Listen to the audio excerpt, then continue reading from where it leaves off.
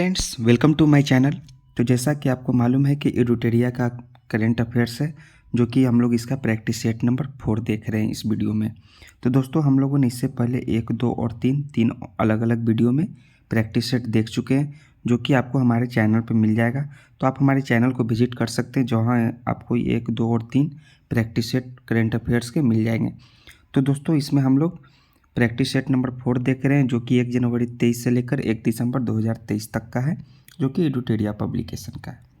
तो चलिए, हमारा पहला प्रश्न क्या है इसका। टाइम्स हायर एजुकेशन द 2024 के 20वें संस्करण से संबंधित निम्नलिखित कथनों पर विचार कीजिए। तो पहला कथन है, वर्ल्ड यूनिवर्सिटी रैंकिंग में ऑक्सफोर्ड विश्वविद्यालय शीर्ष स्थान पर रहा। और दूसरा कथन है कि भारत का उच्च शैक्षणिक संस्थान भारतीय विज्ञान संस्थान बेंगलोर रहा।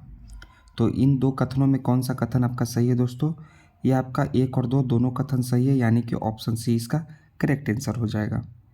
निम्नलिखित में से किसने भारत में पहला बाह्य रूप से प्रमाणित AAA रेटेड सामाजिक बॉन्ड जारी किया है? तो वो किसने जारी किया है? नाबार्ड ने। किसने? नाबार्ड ने। सो ऑप्शन नंबर बी इसका राइट आंसर हो जाएगा। नेक्स्ट है हमारा, केंद्रीय शिक्षा और कौशल विकास एवं उद्यमिता मंत्री श्री धर्मेंद्र प्रधान ने किस उद्देश्य से एक नया ऑनलाइन जीवन कौशल सीखने का मॉड्यूल CR304 गॉड लॉन्च किया है? तो कौन सा आपका उद्देश्य है दोस्तों इन चारों ऑप्शन में से? वो है आपका कि लैंगिक समानता को बढ़ावा देना, यानी कि ऑप्शन नंबर डी इसका राइट आंसर होगा।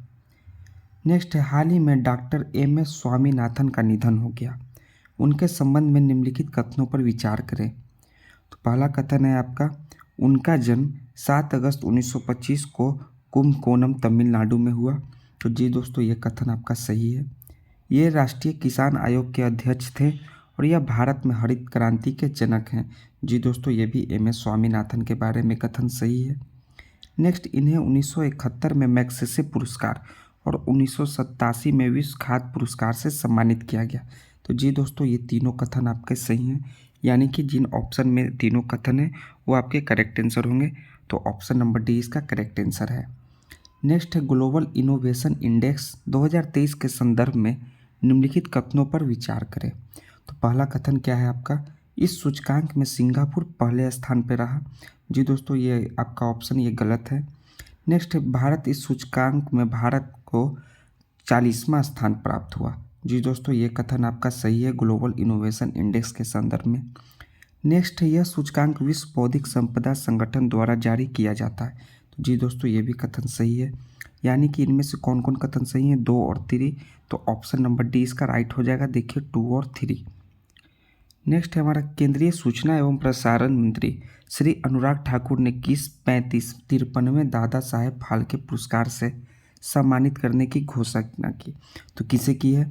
एक हेमा मालिनी है, एक वाहिदा रहमान है, तीसरा है ऑप्शन रेखा और चौथा है जया बच्चन। तो इसका जो राइट आंसर है वो है वाहिदा रहमान, जिसे दादा साहेब फाल्के पुरस्कार से सम्मानित करने की घोषणा की है। नेक्स्ट है हमारा 7वां प्रश्न, निम्नलिखित में से किस देश ने अपनी पहली घरेलू विकसित पनडुब्बी का अनावरण किया है, जिसका नाम अंग्रेजी में नरवाल और स्थानीय भाषा में हाइकुन है? तो किस देश ने?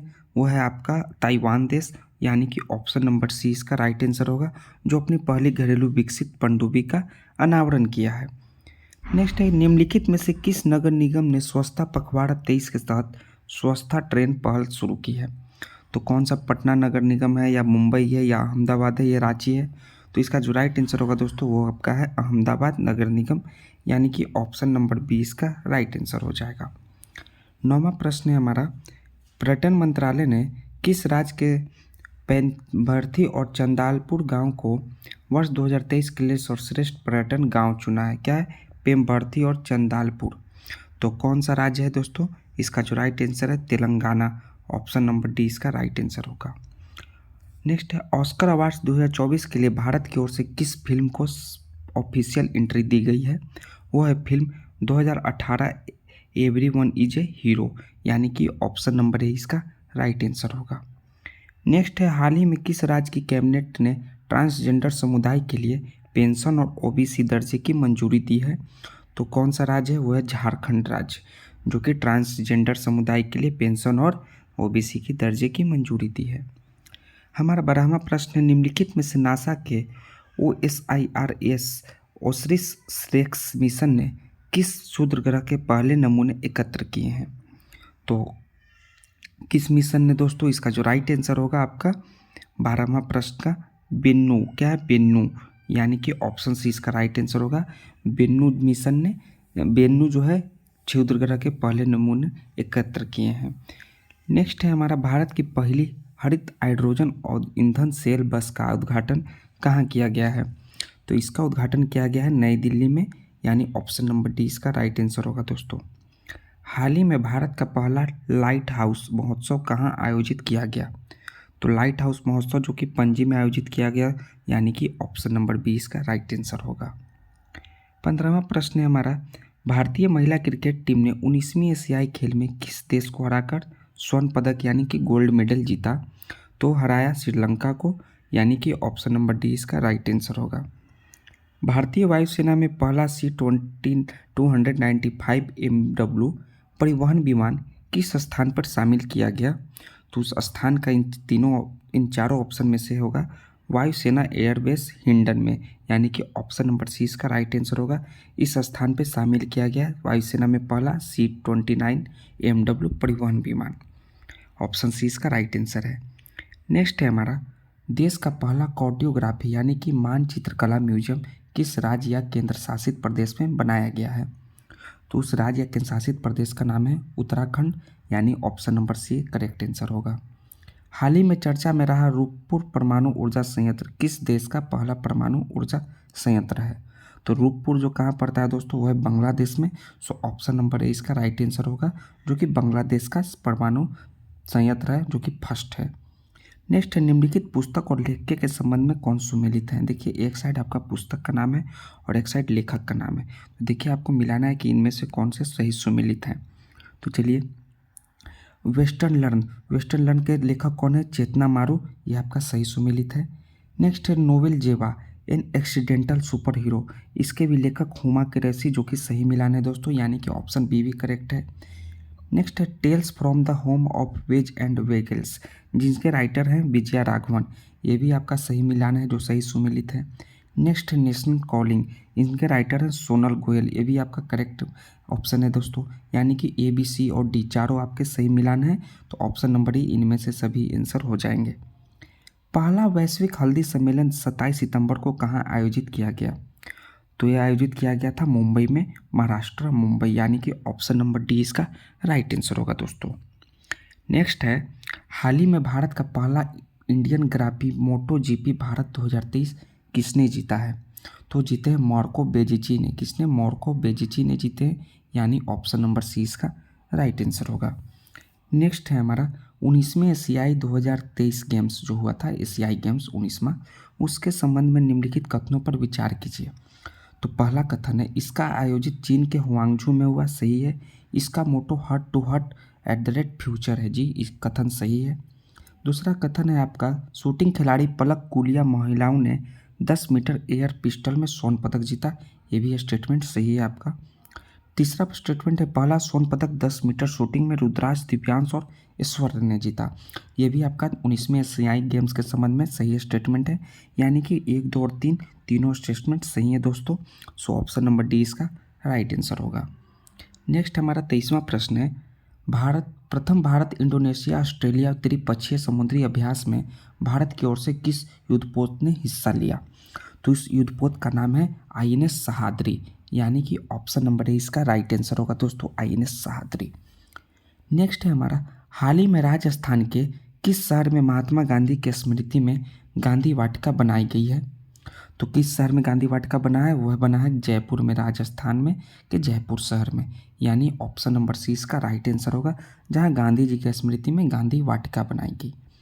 नेक्स्ट है हमारा 25वां प्रश्न, बोस्टन ग्लोबल और फोरम, जो कि BGF के नाम से जानते हैं, और Michael Dukakis institute for leadership and innovation द्वारा निम्नलिखित में से किसे 2023 world leader for piece and security award के लिए चुना गया है? तो इन चारों ऑप्शन में से किन्हें चुने गए हैं? वह है माता अमृता नंदमयी देवी जी को। किनको? माता अमृता नंदमयी देवी जी को world leader for piece and security award के लिए चुना गया है, यानी ऑप्शन नंबर ए इसका राइट आंसर हो जाएगा दोस्तों। नेक्स्ट है हमारा 26वां प्रश्न, हाल ही में किस राज्य के किरीटेश्वरी गांव को भारत का सर्वश्रेष्ठ पर्यटन गांव का पुरस्कार मिला है? तो कौन सा राज्य है वह है आपका पश्चिम बंगाल का राज्य, जो कि इस पर्यटन गांव का पुरस्कार मिला है भारत का सर्वश्रेष्ठ पर्यटन गांव का, यानी कि ऑप्शन ए इसका राइट आंसर है। निम्नलिखित योजनाओं एवं उन्हें लागू करने वाले राज्यों के संबंध में कौन सुमेलित है? तो देखिए कि योजना है एक तरफ संबंधित राज्य है, तो मुख्यमंत्री कृषि मित्र योजना जी ये मध्य प्रदेश द्वारा लागू किया गया है, यानी ऑप्शन नंबर ए इसका करेक्ट आंसर है। दूसरा योजना है मुख्यमंत्री श्रमिक कल्याण योजना, जी दोस्तों ये अरुणाचल प्रदेश द्वारा लागू किया गया है, ये भी आपका करेक्ट ऑप्शन है दोस्तों। नेक्स्ट है गृह आधार योजना, जो कि गोवा राज्य के द्वारा लागू किया गया है, जी दोस्तों ये भी आपका सही मिलान है। नेक्स्ट है मुख्यमंत्री अल्पसंख्यक उद्यमी योजना, जो कि बिहार राज्य द्वारा लागू किया गया, जी दोस्तों ये भी आपका सही मिलान है। तो इनमें से आपका सभी सही सुमेलित हैं, ऑप्शन नंबर ए इसका राइट आंसर होगा। नेक्स्ट है हमारा, हाल ही में हुए निधन के संबंध में कौन सा सुमेलित है? तो एक तरफ व्यक्ति के नाम है और एक संबंधित क्षेत्र कि व्यक्ति किस क्षेत्र से संबंधित है। तो एक है सरोजा वैद्यनाथन, इनका जो निधन हुआ वे भरतनाट्यम के गुरु यानी कि पद्म विभूषण अवार्ड से सम्मानित है, जी दोस्तों ये आपका सही मिलान है, ऑप्शन ए इसका सही आंसर होगा। जी मीरी मुथु ये एक अभिनेता थे, ये भी आपका सही मिलान है दोस्तों, सही संबंधित है।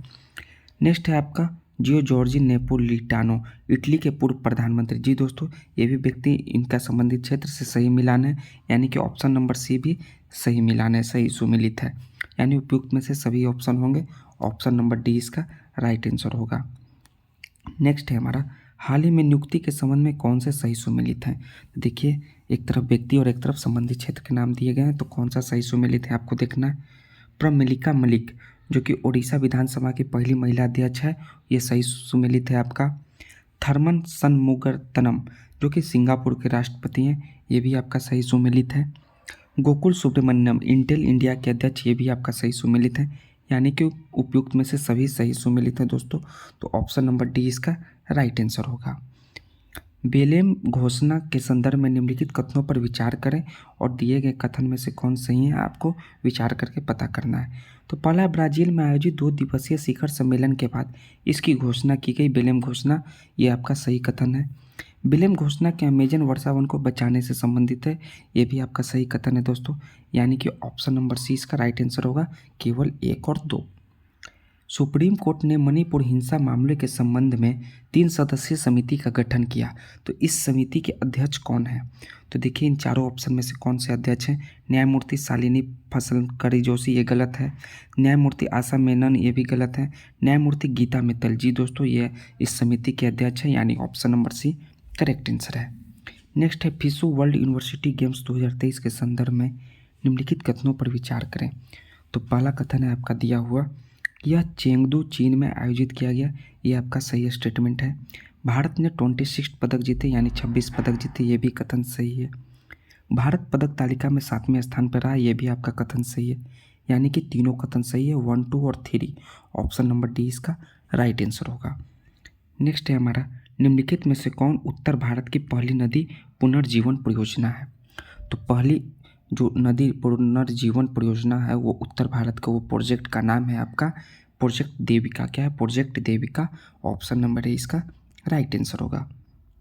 नेक्स्ट है हमारा, पारंपरिक चिकित्सा पर अपनी तरह के पहले वैश्विक शिखर सम्मेलन का मेजबान शहर कौन है? तो मेजबान शहर है गांधीनगर, जो कि गुजरात की राजधानी है, ऑप्शन ए राइट आंसर है। दिल्ली में नेहरू मेमोरियल म्यूजियम एवं लाइब्रेरी NMLL का आधिकारिक तौर पर नाम बदल गया है, तो उसका नाम जो बदला है वो बदल कर क्या रखा गया है? वह prime minister museums and library society रखा गया है, यानी ऑप्शन डी इसका राइट आंसर है। हाल ही में विदेश्वरी पाठक का निधन हो गया, उनके संदर्भ में निम्नलिखित कथनों पर विचार करें। तो चलिए आपका ये 3 कथन दिए गए हैं, इनमें से कौन से आपके कथन सही हैं। तो पहला कथन है आपका, वह सुलभ इंटरनेशनल के संस्थापक थे, यह कथन आपका सही है।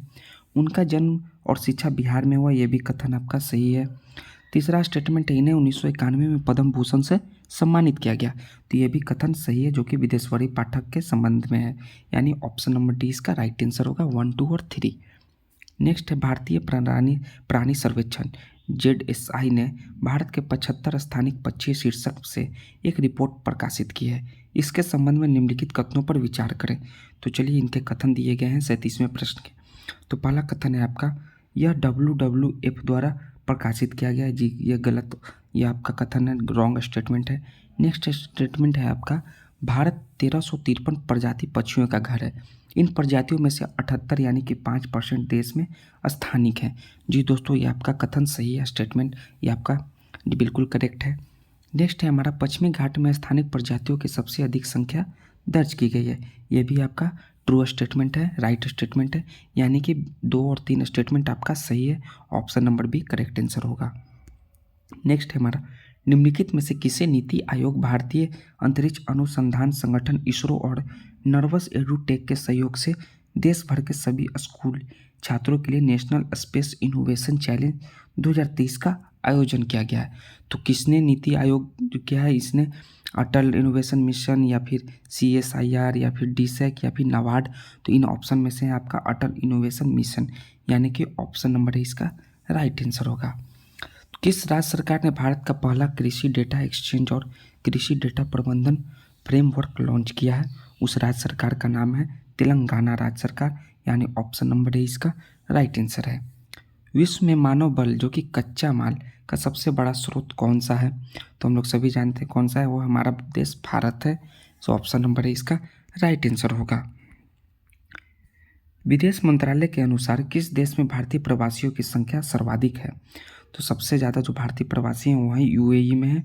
सो ऑप्शन नंबर डी इसका राइट आंसर होगा। देश के पहले ऑटोनॉमस अंडर वाटर व्हीकल का नाम क्या है? उस व्हीकल का नाम है निराक्षी। क्या नाम है? निराक्षी देश का पहला अंडर वाटर व्हीकल है, जो कि निराक्षी नाम से है, यानी ऑप्शन है इसका राइट आंसर है।